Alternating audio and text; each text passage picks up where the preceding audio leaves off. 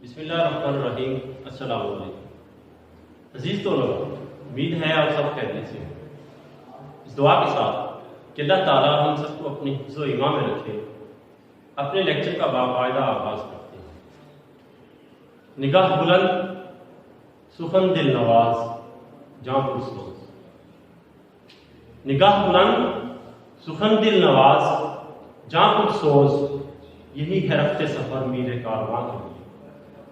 عزیز طلباء، آج کا ہمارا لیکچر ہمارا حصہ نثر مناقب عمر بن عبدالعزیز کے اوپر ہے۔ یہ ہمارے سلیبس کا پہلا سبق ہے۔ آئیے اس کے تعارف سے اس کا آغاز کرتے ہیں کہ عمر بن عبدالعزیز تھے کون؟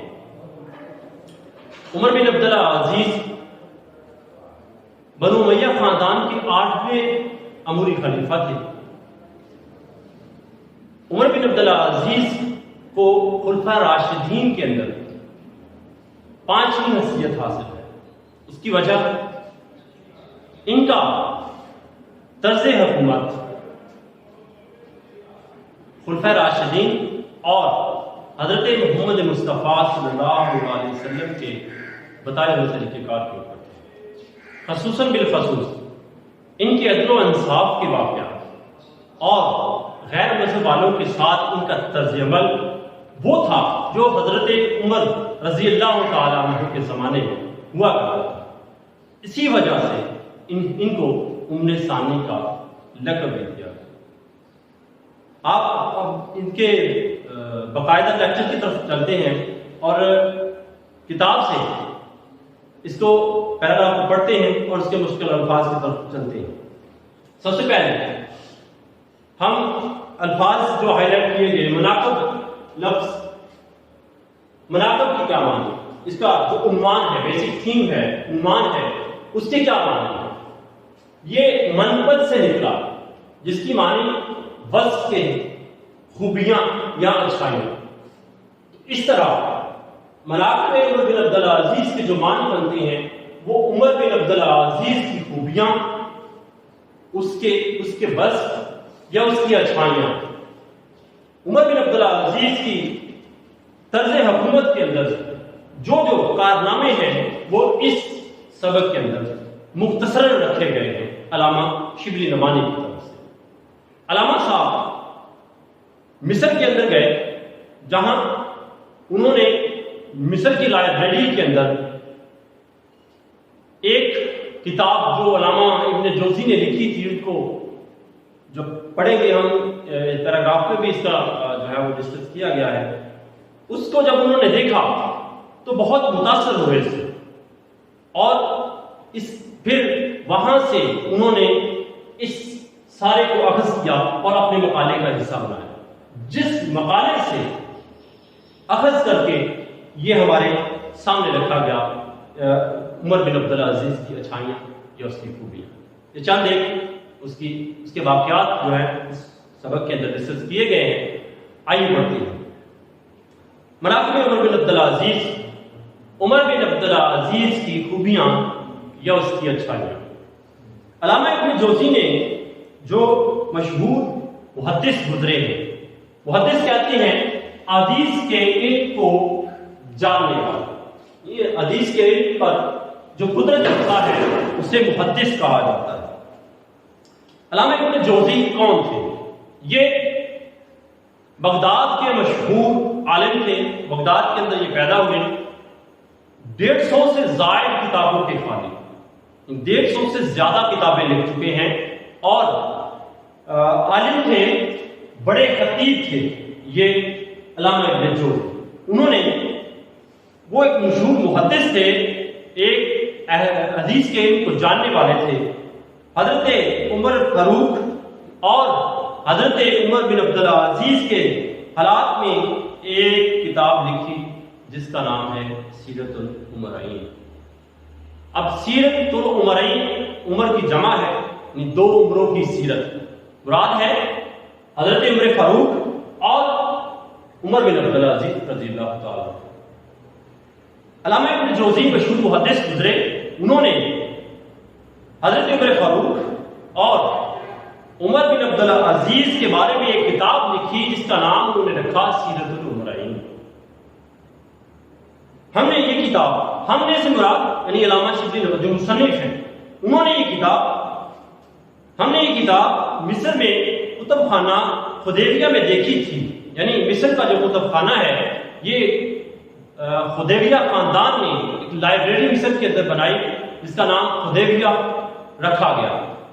اب علامہ ابن جوزی جو ہیں وہ مصر کی سائر پر تھے اور ان کا جو گزر ہوا اس لائبریری حدیبیہ سے کے اندر گزر ہوا، ان کے سامنے جو کتاب آئی وہ تھی سیرت الامرئین، جو لکھی تھی علامہ ابن جوزی نے، جس میں 2 اموروں کا تذکرہ تھا۔ انہوں نے اس کو پڑھا، دیکھی تھی، جس سے الفاروق کے لیے بہت سی مفید معلومات انتخاب کی گئی۔ انتخاب کرنا، چننا، لینا یا حاصل کرنا، چن لینا، مفید کہتے ہیں عمدہ، اچھی۔ الفاروق جو کتاب ہے وہ حضرت عمر فاروق رضی اللہ تعالیٰ عنہ کے بارے میں علامہ شبلی نعمانی نے کتاب لکھی جس کا نام انہوں نے رکھا تھا الفاروق۔ علامہ موصوف جس کی صفت بیان کی لکھا ہوا ہے، موصوف جس کی صفت بیان کی گئی، علامہ موصوف نے اس کتاب میں صرف ان باتوں کو لیا ہے جو زیادہ تر ان کے اخلاق، عدل و انصاف سے وابستہ ہے۔ اب ان کی بہت ساری یوں کہہ لیں کہ تعریفیں ہیں، بہت سارے ان کے حالات و واقعات ایسے ہیں جو تذکرہ کرنے کے قابل ہیں، لیکن علامہ موصوف مطلب علامہ ابن جوزی جس کی صفت بیان کی گئی پیچھے، علامہ ابن جوزی نے سیرت الامرئین کے اندر ان دونوں عمروں کا تذکرہ کرتے ہوئے جو زیادہ زور دیا جن چیزوں پر وہ تھا ان کا اخلاق اور ان کے عدل و انصاف کے واقعات۔ میں پہلے ڈسکس کر چکا ہوں کہ اس سے ہٹ کر بھی بہت سارے واقعات، بہت سارے حالات یا بہت ساری خوبیاں ایسی ہیں جو کہ تذکرہ کرنے کے قابل تھیں، لیکن ان کے عدل و انصاف اور ان کے اخلاق کے بارے میں ایسے واقعات تھے اور اتنے وسیع تھے کہ وہ ایک پوری کتاب ان 2-3 یوں کہہ لیں کہ موضوعات کے اوپر بنتے۔ تو ان کے اخلاق اور عدل و انصاف سے وابستہ چیزیں جو ہیں اس سیرت الامرئین کے اندر رکھی گئی۔ چنانچہ ہم چند واقعات کو اس موقع پر نقل کرتے ہیں، یعنی وہاں سے اٹھا کر علامہ شبلی نعمانی نے اسے اپنے مقالے کا حصہ بنایا جو کہ ہمارا ماخوذ بھی ہے، اور پھر ہمارا عنوان اسی سے کچھ حصہ اخذ کر کے جو ہے وہ ادھر ہمارے سلیبس میں رکھا گیا۔ ان میں حضرت عمر بن عبدالعزیز رضی اللہ تعالیٰ عنہ کے واقعات اور حالات میں سب سے زیادہ جو قابل لحاظ چیز ہے وہ ہے غیر مذہب والوں کے ساتھ ان کا طرز عمل۔ میں پہلے بھی یہ ڈسکس کر چکا ہوں کہ ان میں سب سے جو اہم بات تھی ان کی وہ ان کا عدل و انصاف تھا۔ اب عدل و انصاف صرف مسلم امہ کے اندر ہی نہیں یا مسلمانوں کے اندر ہی نہیں، بلکہ عدل و انصاف غیر مذہب والوں کے ساتھ خاص کر ان کا قابل غور ہے۔ اب عیسائیوں کے ساتھ ان کا جو طرز عمل تھا یا دوسرے غیر مذہب جو وہاں کے واسی رہنے والے تھے ان کے ساتھ جو ان کا طریقہ عدل و انصاف کا تھا، یہ سب سے زیادہ اہم چیز نوٹ کی گئی عمر بن عبدالعزیز کے حالات و واقعات کے اندر جو علامہ شبلی نعمانی نے عمر بن سیرت الامرئین سے لی۔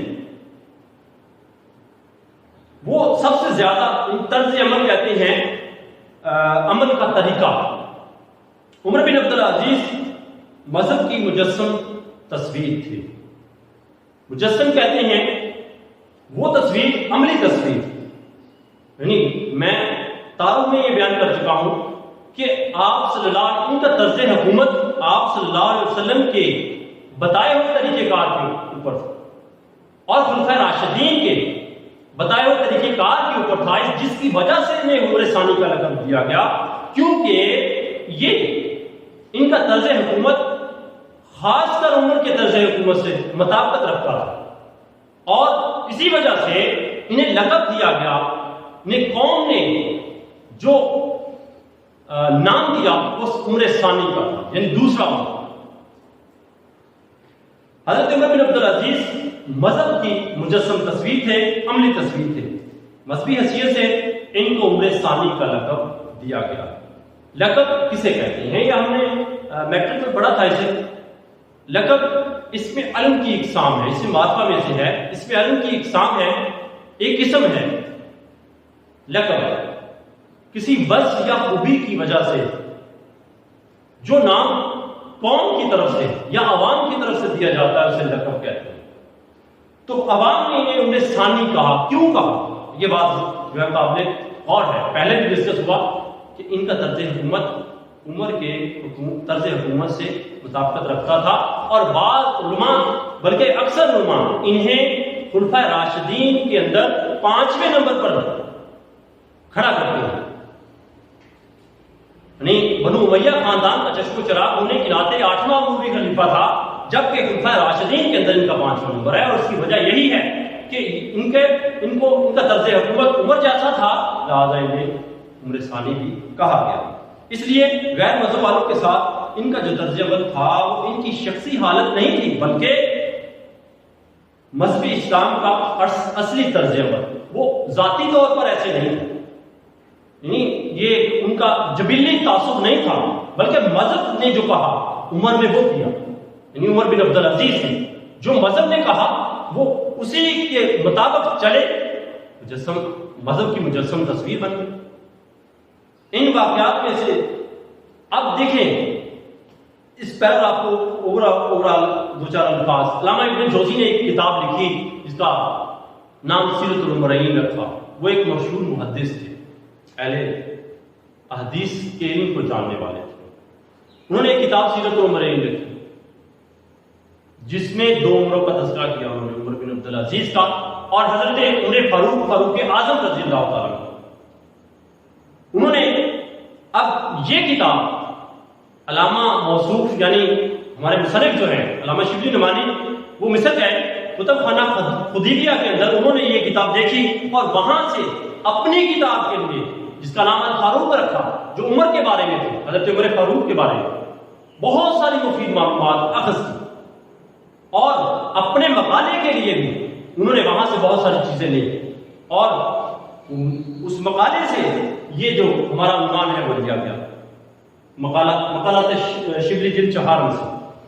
اب علامہ موصوف جس کی تعریف کی گئی ہو، یعنی علامہ ابن جوزی، انہوں نے جو ان کے واقعات بیان کیے ان میں سب سے زیادہ قابل غور جو بات تھی وہ تھا غیر مذہب والوں کے ساتھ عمر بن عبدالعزیز کا طرز حکومت۔ عمر بن عبدالعزیز غیر مذہب والوں کے ساتھ کیسا سلوک کرتے تھے، یہ چیز انہوں نے اس میں رکھی، اور وہ اسلام کی مجسم تصویر تھے، یہ ان کا جبلی کو تعصب نہیں تھا یا فطرتی طور پر وہ ایسے نہ تھے، بلکہ آپ صلی اللہ علیہ وسلم کے بتائے ہوئے طریقہ کار پر چلنا ان کا مقصد تھا، جس وجہ سے انہیں جو ہے وہ مذہب کی مجسم تصویر کہا گیا، اور ان کا طرز حکومت عمر رضی اللہ تعالیٰ عنہ کی جو حکومت ہے جیسا تھا، اس لیے ان کو عمر ثانی کا لقب دیا گیا۔ آج کے لیے اتنا ہی، والسلام۔